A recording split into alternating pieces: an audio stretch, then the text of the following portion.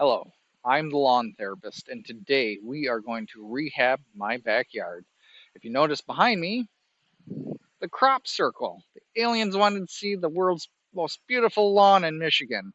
Well, not really. If you're a father, you might have the same type of situation in your backyard after the warm summer we've had. We had a wonderful time enjoying a pool. But if you look behind us, the lawn underneath it did not enjoy it so much. So what we're going to be doing today is rehabbing this little portion right here. It is a 15-foot circle. So what we're going to do in order to restore this to a nice lawn for next year is we're going to be core aerating it, pulling a dethatcher through it. I'm going to make sure everything's nice and level. I'm going to also make sure that there's some water in here to help penetrate and loosen up the soil. And if it's compacted down deeper into the subsoil, what I'll be doing is taking a pitchfork and trying to lift it up and break it up. First, we're going to come over here and have a look at it. So you're going to come along for the ride. Okay, so if you look at this circle of death up close, you're going to find that this is rock solid to the point where I can't even get my nails to cut through any of this. So what we're going to do is try and loosen that up with a core aerator. Maybe even use a pitchfork and do a isolated area right through here. Now, I don't normally like to recommend using a rototiller for these types of things. It breaks up the soil structure way too much. We just have to loosen up some of that compaction to a point where, well, roots can grow through. We're going to do a heavy core aeration, and we're going to do some dethatching, and just at the end, kind of make sure that we're going to have a nice level base after that. And what we're going to have to do is drop the seed at the recommended rate for the 15-foot circle, and we'll go over that calculation in a little bit. But and then we're going to roll it in, and then put some peat moss over it. Okay, so let's have a look at this compaction. So, believe it or not, I was not expecting that at all. So it looks like the surface soil is compacted. You could use a screwdriver. Now, ooh, there's a rock to also test this out.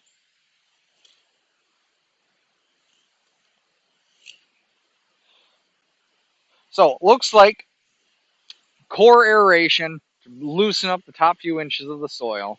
I'll level it out, make sure it's nice and level. We'll drop some seed, and then we will throw some peat moss over it.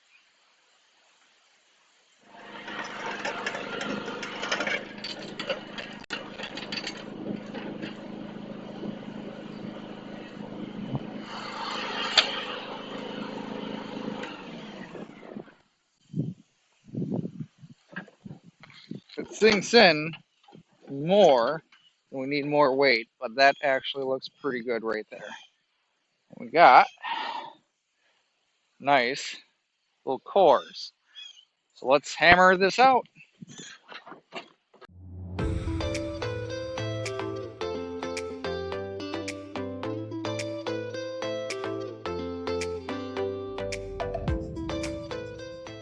Okay, so you saw that I just core aerated this to an extreme degree, and you can see about 2 inches, 3 inches, 2 inches, 3 inches. There could use a little bit more right through there, but a lot of these deep holes are great for loosening up the compaction. Now, if you look, I actually continued my route past this area right here, and I continued it through this area right through here. So you can see that even though all those cores have been pulled, virtually none of it was damaging the actual turf. This is all Kentucky bluegrass. This last year was where the pool was. So what I did was I I seeded this with pure Kentucky bluegrass, and then I considered this an accomplishment. Right, this is an opportunity for me to get rid of, well, some of this crap grass. In fact, I have some varieties of things I'm not too fond of, but this is an opportunity for me to reseed with pure Kentucky bluegrass, and it will look just as fantastic as this next year.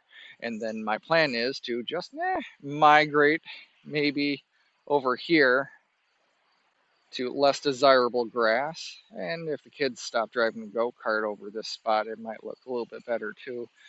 Uh, so let's do some dethatching next, and then we shall have a nice seed bed for us to throw some Kentucky bluegrass seed down. Okay, another option, if you don't have a core aerator handy, you can use one of these neat little, this is a hound dog. That's more or less a garden weasel type of thing.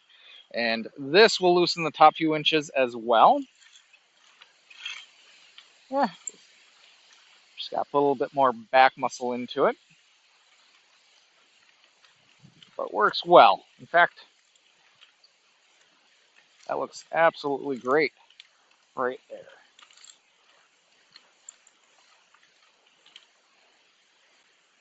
I am going to hook up my dethatcher though, and pull that through here a few more times. That works well at creating a little bit more of a level surface, and it does cut those grooves in there very nicely.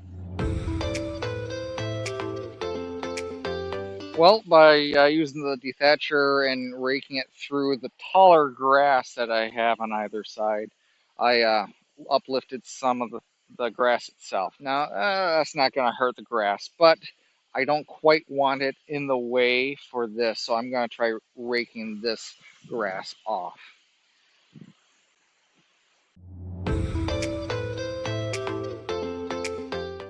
Okay, a little bit's fine. That won't hurt anything. A lot of people add straw anyways. Um, Lots of loose soil. A couple spots that are still a little bit hard. I might just go over one more time with the core aerator just because I want to pulverize this thing.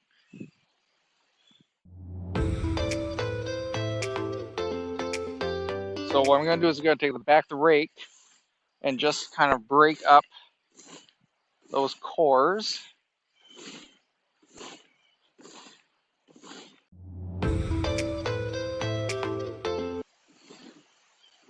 Creates a nice bed for good seed to soil contact. Okay, so I measured the circle to confirm it. It is 15 feet in diameter. That is confirming what the package on the uh, pool stated. So what we're going to do is take the square footage here, which is about 176 square feet, which when you're looking at seed rates for pure Kentucky bluegrass, you're looking about 3 pounds on new lawn, which here would be starting from scratch, so new lawn for 1,000 square feet. So we don't quite have 1,000 square feet to work with, but you have 17% of that. So what we're going to do is take about, we're going to take the math easy and say it's about 20%. And we're going to take that Kentucky bluegrass seed and take the 20% of the 3 pounds and then weigh it out and then spread it on here. So with 176 square feet, we could guesstimate a plus or minus a little bit there. I'm going to go just a little bit higher and say that we have about 200 square feet to kind of work with. Out of the 3 pounds of Kentucky bluegrass seed for 1,000 square feet, we're going to take that number down. It's actually about 0.51 or half a pound to up to 0.6 for the 200. So you can see that the little space there means that you just don't have a lot of grass seed. So we are going to take a scale, a little bowl. We're going to zero it out. Make sure we get zeroed out. Open up the old common Kentucky bluegrass. I do like the common Kentucky bluegrass over the elite varieties, at least for my yard, because mostly what I've got is common. And elite Kentucky bluegrasses, they often need to be cut at a lower height. I don't have irrigation, so what I like to do during the summer is let that sucker grow 4 inches, 5 inches, cut it to 4 inches, and then let it go to 6 inches. If it's not going to rain for 3 weeks, I'm not going to cut it at all. It'll be a nice, tall, shaggy green lawn, but it's going to be green and healthy and have deep roots. And it requires less extensive fertilization. So here is the common Kentucky bluegrass. You're looking for just over a half pound. And there it is.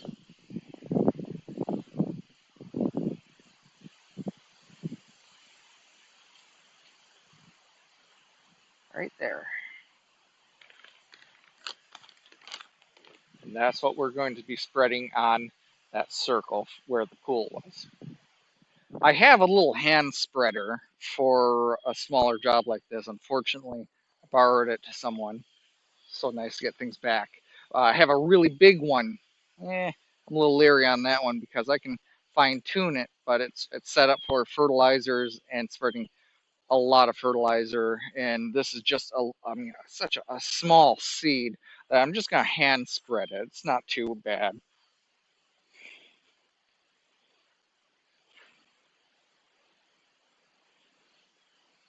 And since I have a little bit more than what's recommended, I'm gonna be just fine with going a little bit beyond that circle as well.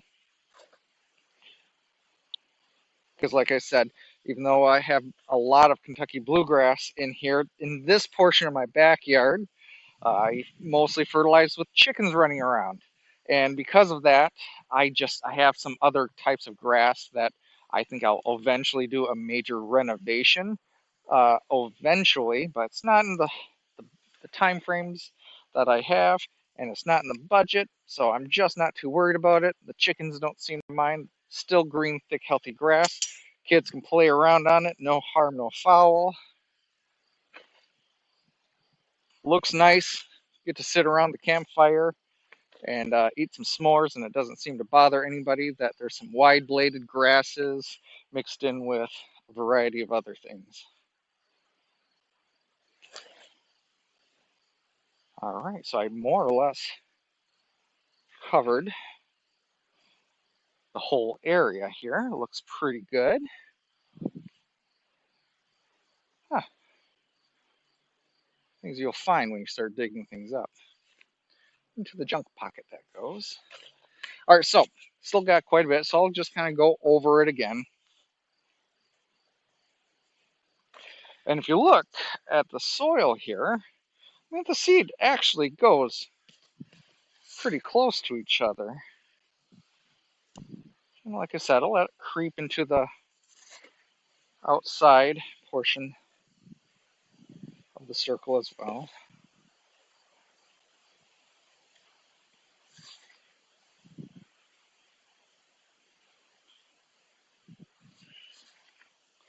Now, for major renovation or large area, yes, I would spend the extra time to recalibrate the lawn spreader or just use the hand one. I do like those hand ones for small spots. That's why I have little equipment as well as pretty large, not quite commercial, but larger residential options, and voila, nice.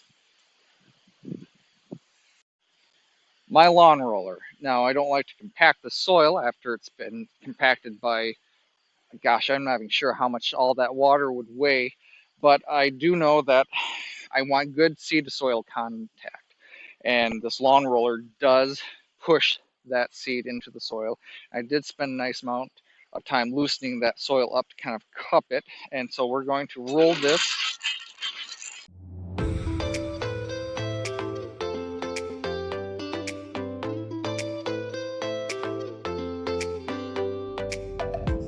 So you can put straw down or some peat moss. Today I have peat moss. You put it on about 1/4 of an inch thick. A little messy. You can get these neat little rollers that can fill them up, and they can roll the peat moss or compost out nice and even without causing a big old mess. But this does help hold moisture. Covers a pretty good size area too.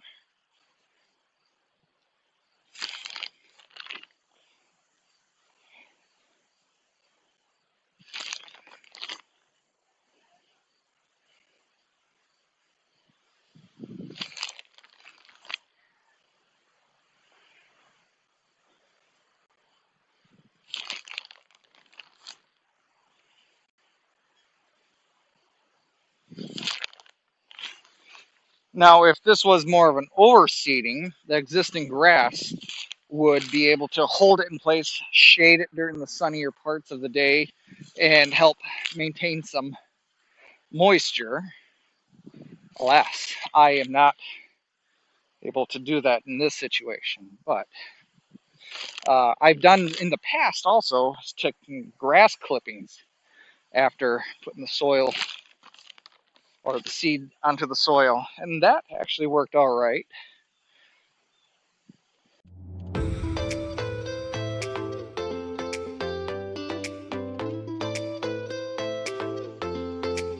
So seeds.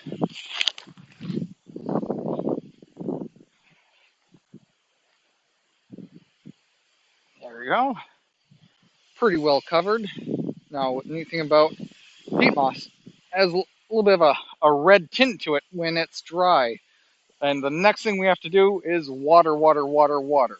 Now, I'm not going to add any fertilizer because I had meat chickens and a chicken tractor come through here early in the spring. And trust me, they did enough fertilization for a year.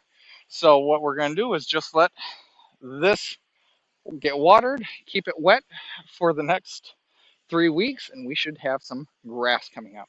Okay, and as you see it getting wet, once it starts absorbing the water, it will start getting darker, more of a brown shade. That lets you know if that gets red, start watering again. Should be watering about twice a day, sometimes 3 times. This is a, a fairly sunny spot in the lawn. So I'm going to set a water hose uh, timer to my sprinkler head. And it's just a hose and sprinkler. And then in 2 to 3 weeks, we'll have nice starting of Kentucky bluegrass. The downside with Kentucky bluegrass is its long germination rate or germination time frame. It takes 2 to 3 weeks to germinate in some cases.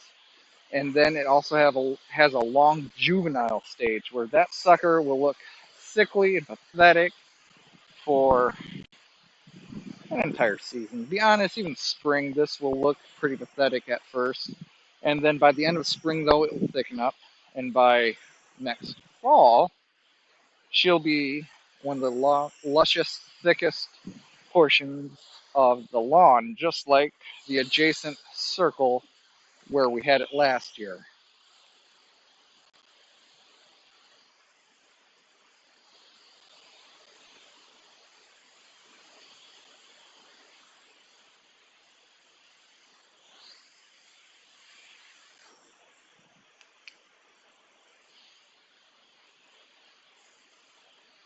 And that is rehabbing a pool dead spot with the lawn therapist.